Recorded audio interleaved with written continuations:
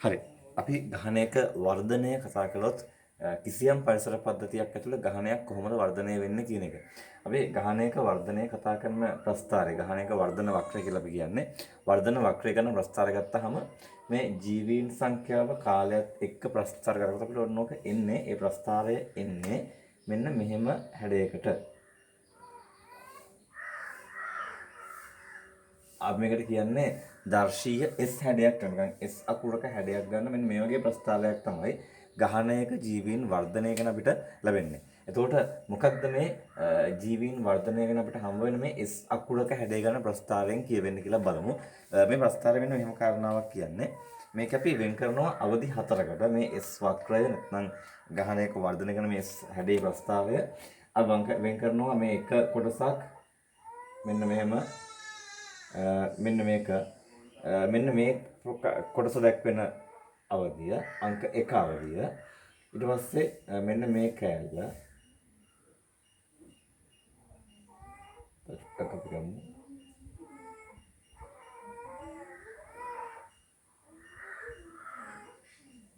අංක 2 අවධිය ඊට පස්සේ මේ ටිකට වැඩි වෙන කාලයක් ඊට පස්සේ මේ මෙන්න මේ කොටස අපි කියනවා අංක 3 අවධිය මෙන්න මේ කැලල අපි කියනවා අංක 4. ඔය විදිහට මේ S හැඩයේ ප්‍රස්ථාර අපිට 1 2 3 4 කියලා අවධි 4කට වෙන් කරන්න පුළුවන්. දැන් මොනවද මේ අවධි 4ෙන් කියන්නේ?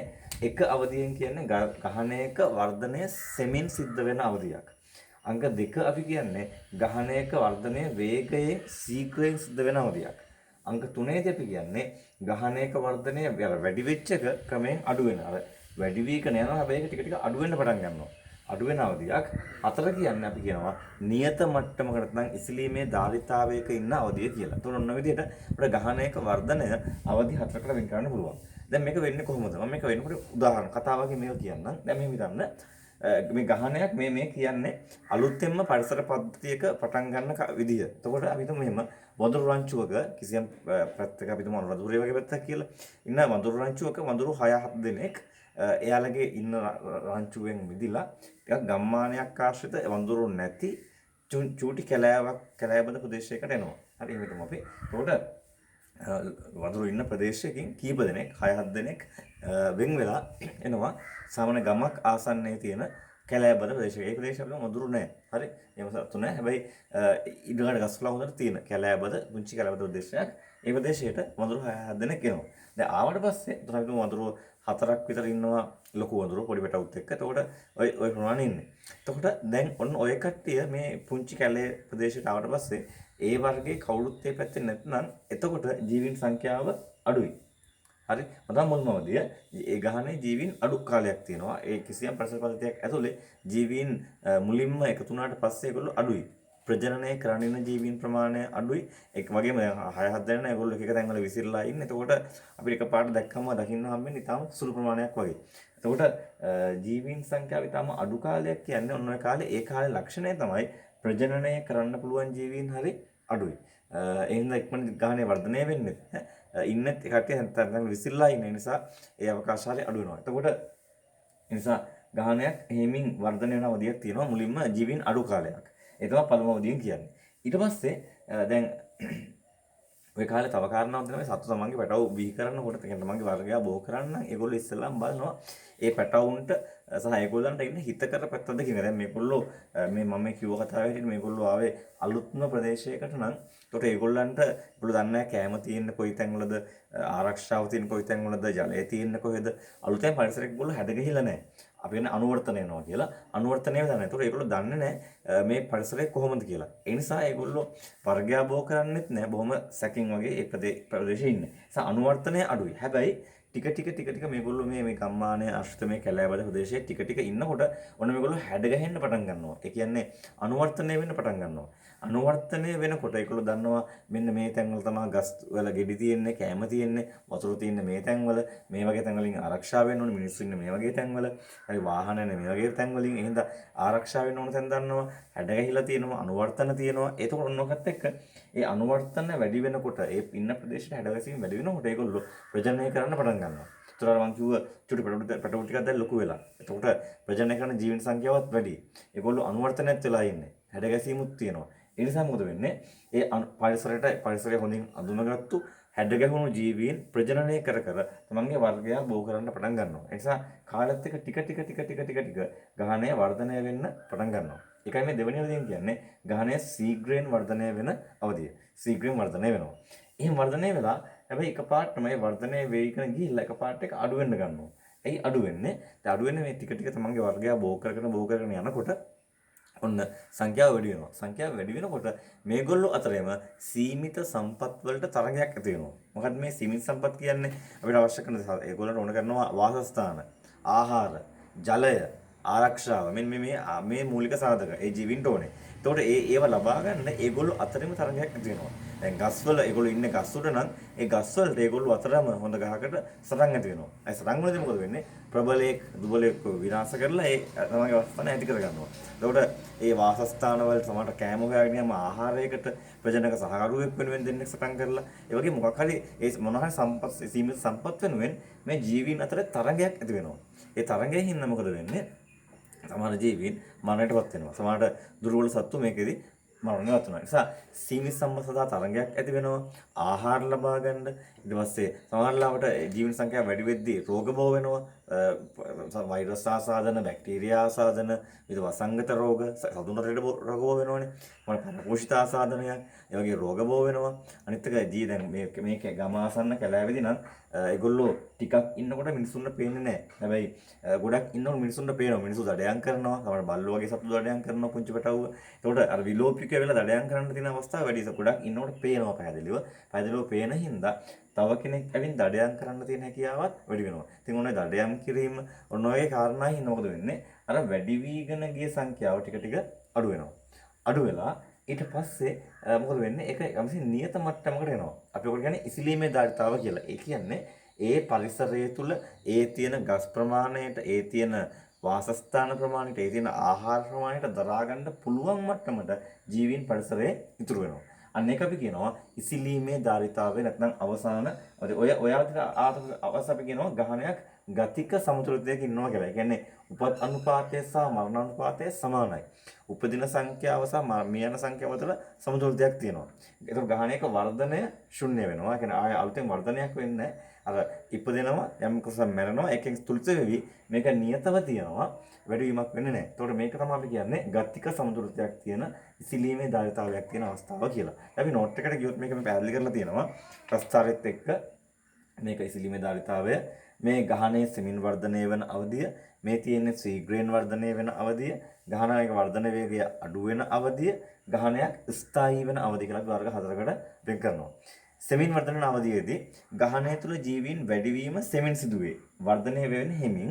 ඒකට හේතුව ප්‍රජනනය යෙදෙන ජීවීන් සංඛ්‍යාව අඩුයි. පොඩි ප්‍රමාණයක් ප්‍රජනනය යෙදෙන්නේ. අනිත් එක ජීවීන් පුළුල් ලොකු දැන් කැලෑ ප්‍රදේශයකනේ ඉන්න පොඩි ප්‍රමාණයක් ඉඳලා ඒගොල්ලෝ පුළුල් ප්‍රදේශයක ව්‍යාප්තලා ඉන්නවා. එතකොට අපිට ගොඩාක් ලොකු සංඛ්‍යාවක් වගේ හඳුනා ගන්න හැකියාවක් නැහැ. පුළුල් පරාසයක ව්‍යාප්ත වෙලා ඉන්නවා. ඒක ගහණයක් ශීඝ්‍රයෙන් වර්ධනය වෙන අවධිය ශීඝ්‍රයෙන් වර්ධනය වෙන්නේ ගහණයේ උපරිම වර්ධනයක් තියෙනවා. උපත් අනුපාතය වැඩි. පුළුවන් තරම් ප්‍රජනනය කරන ජීවීන් බිහි කරනවා. එතකොට ඒකට හේතුව මොනවද? ජීවීන් පරිසරයට අනුවර්තනය වෙලා තියෙනවා. මේගොල්ලෝ දැන් හැඩ ගැහිලා ඉන්නේ පරිසරයට. ඒක එකක්. පරිසර තත්ත්ව හිතකර. ඒගොල්ලෝ දැන් දන්නවා ගස් කොළන් වල කොහෙද කැම තියෙන්නේ. ඒව දන්න නිසා හිතකර පරිසර තත්ත්ව තියෙනවා. ප්‍රජනනය කරන්න පුළුවන් පරණත ජීවීන් සංඛ්‍යාව ලොකු වැඩි. අර පුංචි පැටවුවා ලොකු වෙලා දැන් ඒ නිසා ප්‍රජනනය කරන ජීවීන් වැඩි. ආහාර සුලභයි. ඔන්න ඔය කාරණා හින්දා ජීවීන් සංඛ්‍යාව ශීඝ්‍රයෙන් වැඩි වෙනවා. ඊට පස්සේ වර්ධන වේගය අඩු වෙන අවධිය ඇයි සීමිත සම්පත්තා තරගන මං කිව්වේ ආරක්ෂාවට වාසස්ථාන වගේ සීමිත සම්පත් වලට තරගයක් ඇති වෙනවා. ඒ තරගයේ හින්දා ඊළඟට ආහාර හිග වෙනවා. කට්ටිය වැඩි වෙද්දී ඒගොල්ලන්ට කෑම අඩුයි. කෑම හොයාගන්න ප්‍රශ්නයක් ඇති වෙනවා. ඒ නිසා ආහාර හිග වෙනවා. රෝග පැතිරලා යනවා. වසංගත රෝග, ඊපස්සේ පරෝෂිත ආසාදන වගේ දේවල් වෙනවා. විලෝපිකයින් වලපෑම. මෙන්න මේ කාරණා හින්දා අර වැඩි වෙච්ච ගානේ ක්‍රමයෙන් මොකද වෙන්නේ? අඩු වෙන්න ගන්නවා. අඩු වෙලා ඊට පස්සේ ස්ථායී වන අවධිය පරිසර වලට අනුවර්තනය වෙච්ච දරාගත හැකි ප්‍රමාණ තෙක් ජීවී සංඛ්‍යාව වෙනස් වේ. ජීවීන් සංඛ්‍යාව දරා ගන්න පුළුවන් මට්ටමක් දක්වා වෙනස් වෙනවා. අවසානයේ ගතික සමතුලිතයකටපත් වෙනවා. ඒ කියන්නේ මේ යම්කිසි නියත මට්ටමක රැඳෙනවා. උපත් අනුපාතය සමාන අනුපාතය තුලණය වෙලා. එවිට ගහණයේ වර්ධනය ශුන්‍ය වී එම පරිසරයට දරාගත හැකි මට්ටමට ජීවීන් පැමිණීම ඉසිලීමේ ධාරිතාව ලෙස හඳුන්වයි. මේ පරිසරයට දරා ගන්න පුළුවන් මට්ටමට ජීවීන් ඉතුරු වෙන එක අපි කියනවා ඉසිලීමේ ධාරිතාවය කියලා. ඒතර ඕනෑම ජීවී ගහණයක් පරිසර පද්ධතියක් තුළ පවතින්න ඕනේ මෙන්න මේ දර්ශීය S අකුරක හැඩයේ වර්ධනයට. කියන්නේ අලි ගහණයක්, මුව ගහණයක්, කොටි ගහණයක්, දිව්‍යංග ගහණයක්, කුරුල්ලන්ගේ ගහණයක්, මත්ස්‍ය ගහණයක්, ඕනම ගහණයක් ඕනම පරිසර පද්ධතියක තියෙන්න ඕනේ මෙන්න මේ දර්ශීය S හැඩය. හිමින් වර්ධනය වෙලා ටික ටික වර්ධනයගේ වැඩි වෙලා ඊට පස්සේ තරංගයකින් ඒගොල්ලෝගේ ප්‍රමාණය අඩු කරලා යම්කිසි ඉසිලීමේ ධාරිතාවයක තියාගන්න ඕනේ. දැන් ඔය තමයි සාමාන්‍ය ගහණයක් පරිසර පද්ධතියක් තුල වර්ධනය වෙන විදිය. හැබැයි අපි આવොත් මානව ගහණයක වර්ධනය මෙන්න මේ හතරවෙනි අවධියෙන් අපගමනය වෙලා තියෙනවා. ඒ කියන්නේ මානව ගහණයක මෙන්න මේ කැලල නැහැ. තුන්වෙනි අවධියේ අර අඩුවීම නැහැ. තුන්වෙනි අවධියක් අතරම නැහැ වගේ. ඒකට ගහණයේ ශීඝ්‍රයෙන් වර්ධනය වෙනවා. ඒ වර්ධනය දිගටම වෙනවා. ඒ කියන්නේ ඔක අපි දර්ශීය S හැඩය නැහැ. ඔකට අපි කියන්නේ දර්ශීය J අකුරක හැඩය කියලා. ගහණයක් වර්ධනය වෙනවා. ඒක ශීඝ්‍රයෙන් වැඩි වෙනවා මිසක් නැවත අඩුවීමක් නැහැ. එතකොට ඕනම ජීවියෙක් මිනිසා ඇතුළු හැමෝටම තියෙන්න ඕනේ අර අපි කලින් යන දර්ශීය S හැඩයක ප්‍රස්ථාරයක්. හැබැයි මිනිස් ගහණය වර්තමානයේදී මෙන්න මෙහෙම දර්ශීය J අකුරක හැඩයෙන් ටික ප්‍රස්ථාර වෙනස් කරගෙන තියෙනවා. ඒ කියන්නේ මිනිස් ගහණයත් පෘථිවිය එක්තරා යුගයකදී ජීවීන් අඩු කාලයක් තිබිලා තියෙනවා. ටික සංඛ්‍යාව වැඩි වෙලා තියෙනවා. දැන් වර්තමානයේදී එන්න ජීවීන් සංඛ්‍යාව වැඩි වෙනවා. ඒක අඩු වෙන්නේ නැහැ. ජීවීන් සංඛ්‍යාව ශීඝ්‍රයෙන් වැඩි වෙනවා. එතකොට මිනිස් ගහණයක් විතරක් පෘථිවිය තුල මෙන්න මේ දර්ශීය J අකුරක හැඩයේ ප්‍රස්ථාරයකින් වර්ධනය වෙනවා කියන එක හොයාගෙන තියෙනවා. ඇයි එහෙම වෙන්නේ? ඒක හේතු බලමු. මේක දැන් තියෙනවා මානව ගහණයක වර්ධනයේ S හැඩයෙන් අපගමනය වෙලා J අකුරක හැඩයට ගන්නවා කියන එක. ඒකට බලපාන ප්‍රධාන සාධක දෙකයි. උපත් අනුපාතය වැඩි. කියන්නේ ජීවීන් උපදින ප්‍රමාණය වැඩි, මරණ අනුපාතය අඩුයි. කියන්නේ ජීවීන් පුළුවන් තරම් උපදිනවා, උපත් අනුපාතය වැඩි. හැබැයි ඒකත් එක්ක ජීවන සංඛ්‍යාව වැඩි වෙනවා. වැඩි වෙන එක අඩු වෙන්නේ මරණ වලින්. මරණ අනුපාතය ශීඝ්‍රයෙන් මොකද වෙන්නේ? අඩු වෙලා තියෙනවා. දැන් ලෝකයේ දැනට වැඩිපුරම ඉන්නේ වයස්ක ජනතාව. කියන්නේ දැන් මෙහෙම දෙයක් කරන අපි දැන් කැලේක සතෙක්ට පැටියෙක් ලැබෙන හිටියම සමහරවිට මොනවා හරි කාරණාවක් ඉඳලා ඒ පැටියා මව් කුස තුළ මිය යන්න පුළුවන්. සමහරවිට පැටියත් එක්ක ඒ මව මිය යන්න පුළුවන්. ඒ එහෙම සතුන්ගේ සමහරවිට උපතේදී පැටව මිය යනවා. මොකද ඒගොල්ලන්ගේ මිනිසාක වගේ ස්කෑන් කරලා ඒ මාසෙන් මාසෙ එහෙම ක්ලිනික් ගිහලා එහෙම දේවල් ඒගොල්ලන් ගන්න නැහැ. ඒගොල්ලෝ ඒගොල්ලෝ වනාන්තරික ස්වභාවික විදිහට ඉන්නේ. ඒ මොකක් හරි හේතුවකින් රෝගයක් හැදුනොත් එහෙම ඒගොල්ලෝ මිය යනවා. එතකොට මිනිස් ගහණය කරන මිනිස් ගහණයක දරුවෙක් ලැබෙන හිටියාම ඒකෙදි යම්කිසි වැඩ පිළිවෙලක් කරලා ස්කෑන් කරනවා, දරුවා ඉන්න විදිය බලනවා, මොහොත ගැටලුවක් තිබ්බොත් අර විවිධ සැත්කම් කරලා දරුවෝ බිහි කරනවා. එතකොට ඔය වගේ කාරණා හින්දා අර දරුවෙක් මිය යන්න තියෙන හැකියාව පුළුවන් තරම් අඩු කරලා උපත් අනුපාතය වැඩි. ඒතර ඒ වෛද්‍ය විද්‍යාව දිනුවත් එක්ක අනිත් එක මරණ අනුපාතය අඩුයි. වයස්ගත අය මොනවා හරි රෝගයකින් මිය යන්න ගියොත් එහෙම අපි මොකද කරන්නේ? ශල්‍ය කර්මයක් කරලා මොනවා හරි ක්‍රමයකට ප්‍රතිකාර කරලා අපි ඔවුන්ව බේර ගන්නවා. එතකොට අර මරණ අනුපාතය අඩු කරලා තියෙනවා. ඉතින් උපත් අනුපාතය වැඩි කරලා මරණ අනුපාතය අඩු වීමත් එක්ක මොකද වෙන්නේ? මිනිස් ගණනයක වර්ධනය ශීඝ්‍රයෙන් වැඩි වෙනවා මිසක් ඒක අඩු වෙන්නේ නැහැ. මේකට බලපාන හේතුත් ඊට පස්සේ කියනවා වෛද්‍ය ශාස්ත්‍රයේ දියුණුව. දරුවන් බිහිවීම වැඩි වෙන්නේ වෛද්‍ය ශාස්ත්‍රයේ දියුණුව හින්දා. වයස්ගත ජනතාව මිය යන එක අඩු වෙන්නේ මෙන්න මේ වෛද්‍ය ශාස්ත්‍ර දියුණුව හින්දා. තාක්ෂණික දියුණුව. දැන් වෛද්‍ය ශාස්ත්‍රය කියන්නේ ඖෂධ ලබා දීම, රෝග හඳුනා ගැනීම, ප්‍රතිකාර කිරීම කියන පැත්ත. තාක්ෂණය කියන්නේ අපි මොනවා හරි රෝගයක් හඳුනා ගන්න ස්කෑන් එකක් කරනවා, එක්ස්රේ එකක් ගන්නවා, ඒ පරීක්ෂණ කරන එක අපි කියනවා තාක්ෂණික දියුණුව කියලා. ඒකට තාක්ෂණික දියුණුවත් එක්ක අපිට පුළුවන් වෙලා තියෙනවා රෝග හඳුනා ගන්න, රෝගවල ප්‍රතිකාර කරන්න, ඒ වගේ දේවල් හරහා මොකද වෙන්නේ? ඒත් උපත් අනුපාතය වැඩි කරන්න පුළුවන් වෙලා තියෙනවා, මරණ අනුපාතය අඩු කරන්න පුළුවන් වෙලා තියෙනවා. අනිත් එක ආහාර නිෂ්පාදනය ඉහළ යාම. දැන් ජීවීන් මේ යන තව කාරණාවක් තමයි ඔය සතුන්ගේ ආහාර හිග වෙලා. ඒතකොට මිනිසාට ආහාර හිග වෙද්දී මොකද කරන්නේ? මිනිසා કૃතිමව ආහාර නිෂ්පාදනය කරනවා. නැත්නම් වගා කරනවා. ආහාර නිෂ්පාදනයේ තාක්ෂණයත් එක්ක මොකද වෙන්නේ? වැඩි වෙලා තියෙනවා. ඒ නිසා ඔන්න ඔය කාරණාත් එක්ක වෛද්‍ය ශාස්ත්‍රයේ තාක්ෂණය සහ ආහාර නිෂ්පාදනය කියන කාරණා වැඩිවීමත් එක්ක මොකද වෙන්නේ? මිනිස් ගහණයක් ශීඝ්‍රයෙන් පෘථුවියේ වැඩි වෙන්න පටන් ගන්න තියෙනවා. හැබැයි මෙන්න මේකම තමයි වර්තමානයේ ගොඩාක් ගැටලු වලට හේතු වෙන්නේ. ඒ කියන්නේ දැන් ඔය අලි මිනිස් ගැටුම් වගේ ගැටුම් වලට මූලික වෙන්නේ මිනිසා තමන්ගේ වර්ගය වැඩි කර ගන්නවා. එතකොට පරිසරය ආක්‍රමණය කරනවා. අපි ස්වභාවික පරිසරයේ බලෙන් අයිති කරගෙන ඒක අපේ වාසස්ථානයක් කරගෙන තියෙනවා. ස්වභාවික ජීවීන්ගේ වාසස්ථාන අහිමි කරලා. ඉතින් ඔන්න ඔය ගැටලු අපි කතා කරමු ඉස්සරහට කොහොමද ඒවා වෙන්නේ කියලා. මිනිස් ගහණයක් මත තියාගන්න. එතකොට අර දර්ශීය සාමාන්‍ය S හැඩයෙන් අපගමනය වෙලා J අකුරක හැඩයක් ගන්නවා. ඇයි J අකුරක හැඩයක් ගන්න කියන මත තියාගන්න. ඒ හැඩය ගන්න අපි ඔය කලින් කිව්ව කාරණා ටික නිසා. right. එතකොට ඔන්න ඔය විදිහට තමයි ගහණයක් පරිසර පද්ධතියක් තුල ව්‍යාප්ත වීම සිද්ධ වෙන්නේ. right. අපි ඊගාවට යනවා ආහාර දාම කියන මාතෘකාවට. ආහාර දාමයක් මෙන්න මේක හඳුන්වලා තියෙන්නේ නිෂ්පාදකයෙක්ගෙන් ආරම්භ වී පිළිවෙලින් ප්‍රාථමික ද්විතීයික යැපෙන්නන් ලෙස ජීවී ශ්‍රේණියක් හරහා ආහාර සහ ශක්තිය ගලා යන අනුපිළිවෙල ආහාර දාම ලෙස හඳුන්වයි. මම මේක ගන්න මේ තියෙන උදාහරණෙ ඉස්සෙල්ලාම දැන් කොස් ගහක් කොස් ශාකය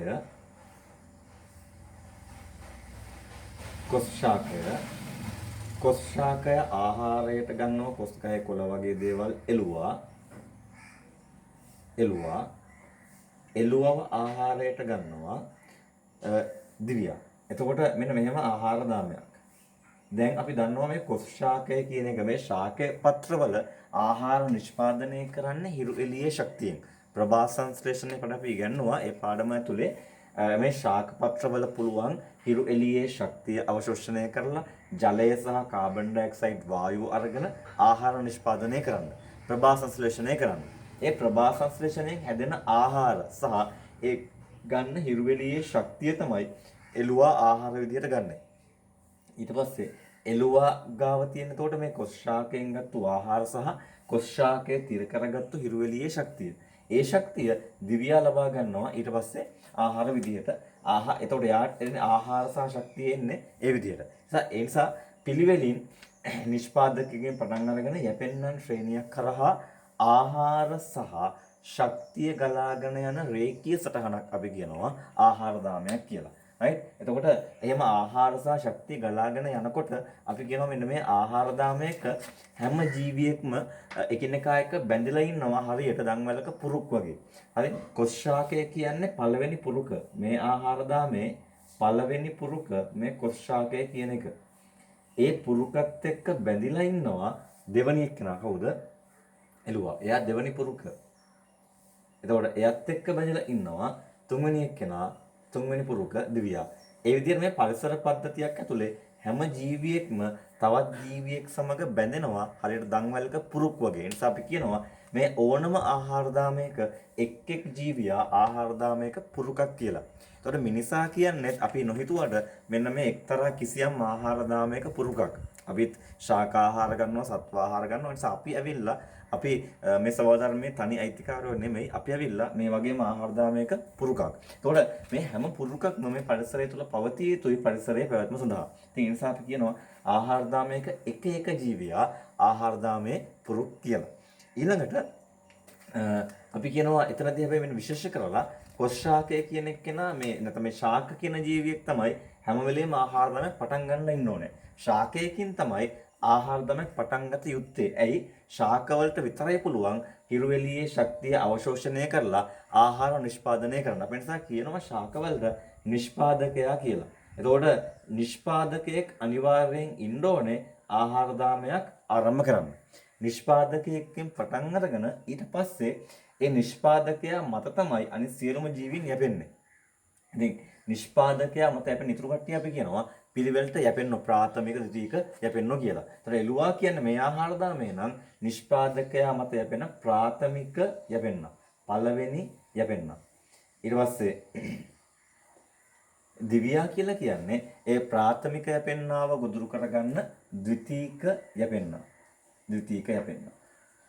එතකොට ළමයි තේරුම් ගන්න ඕනේ මෙන්න මේ කාරණාව. එහෙම ගත්තහම එළුවා කියන්නේ ආහාර දාමේ දෙවනි පුරුක හැබැයි ප්‍රාථමික පළමු යැපෙන්න. right. දිවියා කියන්නේ තුන්වෙනි පුරුක හැබැයි දෙවනි යැපෙන්න. ඒ නිසා මේ ආහාර දාමේ නම් පුරුක් තියෙනවා තුනක්. පුරුක් තුනයි යැපෙන්නෝ ඉන්නේ දෙන්නයි. විභාගවලට ඔන්නෝම හොඳට අහන කාරණා. ආහාර දාමේ පුරුක් සංඛ්‍යාව තුනයි. පුරුක් කියන්නේ එක ජීවියා. යැපෙන්නෝ කියන්නේ නිෂ්පාදකයා මත යැපෙන ජීවීන් සංඛ්‍යාවට. right. මේ ආහාර දාමයක පැහැදිලි කරනවා. ආහාර දාමයක එක් ජීවියා පුරුක් කියලා කියනවා. ආහාර දාමයක් ආරම්භ වෙන්නේ ප්‍රභා සංශ්ලේෂී ශාකයකින්. ඒක නිෂ්පාදකයා කියනවා. නිෂ්පාදකයාගේ ආහාර මත යැපෙන කට්ටිය අපි කියනවා යැපෙන්නන් කියලා. රයිට්? එතකොට මේ එක ආහාර දාමයක්. දැන් ඔයාලට පැහැදිලි අනිවාර්යයෙන්ම එතකොට හැම ජීවියෙක්ම මේ ආහාර දාමයක පුරුක් කියන එක සහ මේ පළවෙනි පුරුක අතිශය වැදගත්. මෙයාම තමයි සියලු ජීවීන් යැපෙන්නේ. ඒ නිසා මේ ශාක කියන නිෂ්පාදකයෝ අනිවාර්යයෙන්ම පරිසර පද්ධතියක ආරක්ෂා කරගත යුතුයි. මේ ගස්කොළා විනාශ කරන මිනිස්සු දැනගන්න ඕනේ. මේ නිෂ්පාදකයා මත තමයි පෘථිවියේ සියලු ජීවීන් හදා පවතින්නේ. අපි මේ ගස්කොළන් කපලා දාලා මේවා විනාශ කරන මිනිස්සු තේරුම් ගන්න ඕන කියන කාරණාව. නිෂ්පාදකයා විනාශ කරනවා කියන්නේ පෘථිවියේ ආහාර දාම වල පළමු පුරුක් අපි විනාශ කරලා දානවා කියන කාරණාව. ඉතින් මේ ආහාර දාමක එක උදාහරණයක් මම තව උදාහරණයක් වලට දාලා තියෙනවා. අපි එකත් බලමු. මේක ආහාර දාමයක්. මම හිතක දිග ආහාර දාමයක් වලට දාලා තියෙනවා ඊළඟ උදාහරණයට. ඊළඟ උදාහරණයට තියෙන්නේ තනකොළ ඊතලයක් තනකොළ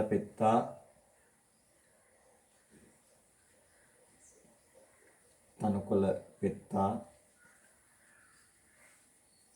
ඊට පස්සේ එයාව ආහාරට ගන්නවා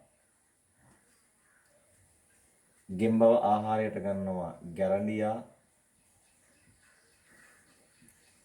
ගැරන්ඩියාව ආහාරයට ගන්නවා උකුස්සා. මේම ආහාර දාමයක්. right මම දිග ආහාර දාමවල වලට චුට්ටක් තව පැහැදිලි කරන්න. මේකෙත් නිෂ්පාදකයා තනකොළ. එයා තමයි ආහාර නිෂ්පාදනය කරන්නේ. ප්‍රභාසංශ්ලේෂණය කරලා ආහාර නිෂ්පාදනය කරන්න මේ ශාකය.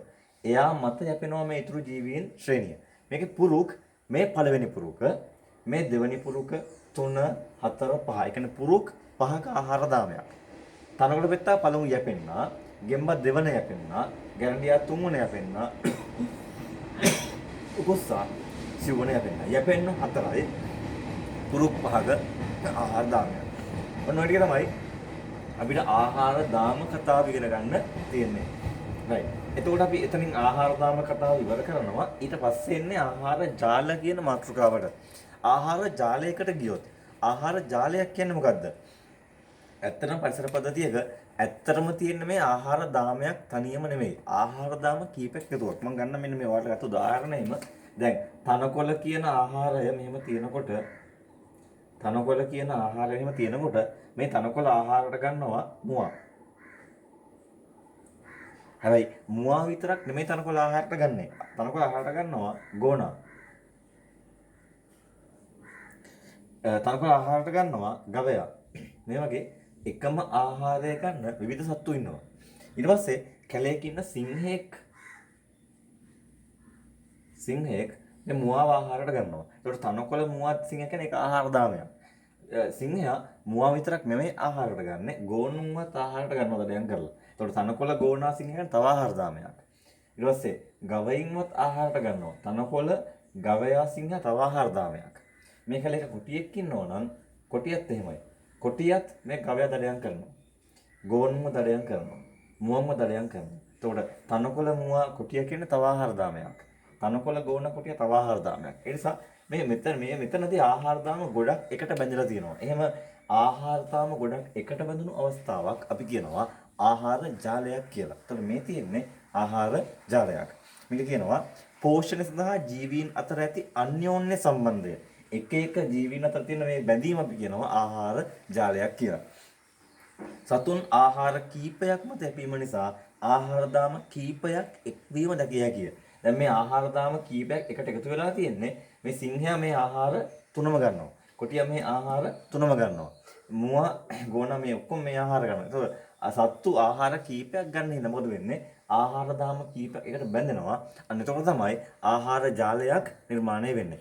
පරිසර පද්ධතියක් ස්ථායීව තියෙනත් ආහාර ජාල හරි වැදගත් වෙනවා. මොකද සිංහයාගේ එකම ආහාරයේ මුව විතර නම් එයාගේ පැවැත්ම ඊටාම භයානකයි. මොකද එයාට එක ආහාරයක් විතර ගන්න තියෙනවා. හැබැයි අයා ආහාර කීපයක්ම යැපෙද්දී එයාගේ පැවැත්ම ස්ථාවර වෙනවා. නිසා හැම ජීවියෙක්ම දැන් මුවා කියන එක තනකොළ විතරක් නෙමෙයි කන්නේ. මෙයා තව ගස්වල කොළ කනවා. ගෝනත් එහෙමයි. ඒතකොට ඒ නිසා එකම ආහාරයක්ම යැපෙන්නේ නැති හින්දා තමයි හැම ජීවියෙකම පරිසරයක ස්ථායීව ඉන්නේ. නිසා ජීවියෙක්ගේ පරිසරය තුළ ස්ථායීතාවයට පැවැත්මට මෙන්න මේ විවිධ ආහාර මත යැපීම ආහාර ජාලයක සම්බන්ධය ඊටාම වැදගත් වෙනවා. right. එතන මේ ආහාර ජාලය මම ඇඳලා තියෙනවා. ඒක බලන්න නෝට් එකේ. විදිහට අපි ආහාර ජාල කතාව අවසන්